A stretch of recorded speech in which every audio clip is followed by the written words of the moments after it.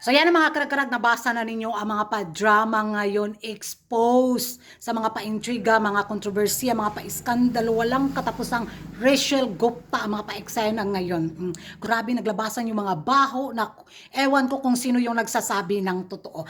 Kasing gulo ng buhay nila yung buhok ko din sa ating menopausal fashion destruction look. Nawindang ako mga karag-karag sa mga narinig ko bitaw. At of course, dahil yun nga yung pasabog na revelasyon tungkol sa ugali ni Madam Rachel Gupta, ay nako, hindi rin nagpapatinag si Madam Rachel Gupta mga karag-karag. Sumagot din. Talagang maldita din talaga to. Hindi talaga manahimik na labitaw para matahimik na labitaw yung issue. Ay nako, eto yung sagot niya sa patutsada ni Linka. Basahin ninyo.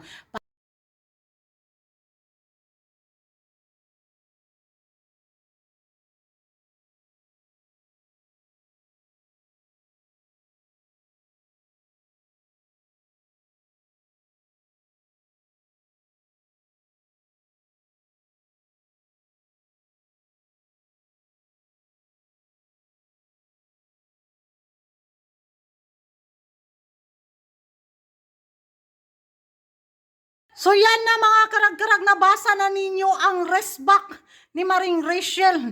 Ayaw na lang talaga manahimik bitaw para matapos yung issue. Talagang lumalaban at hindi talaga magpapapigil din itong si Madam Rachel Gupta. Sabi nga nila, pagka may karapatan ka, pag may katwiran ka, ipaglaban mo. Kaya ito yung nangyari sa dalawa.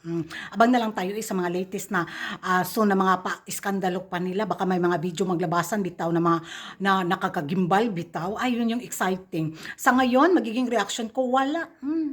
Makipopcorn na lang tayo. Kung ano yung mga susunod nila ng mga eksena.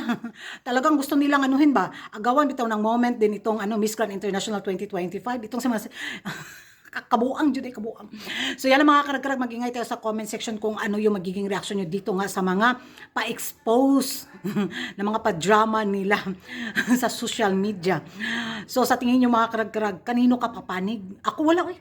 Wa ko'y panigan anak nila. Bahala mo diha. Pag kuan mo, pag nilabasay mo baho. Kayo yung exciting.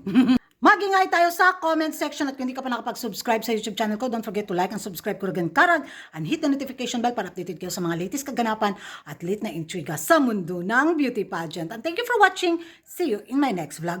Bye-bye. Kaya mag-cake pa ko eh. Diha na mo. Whew.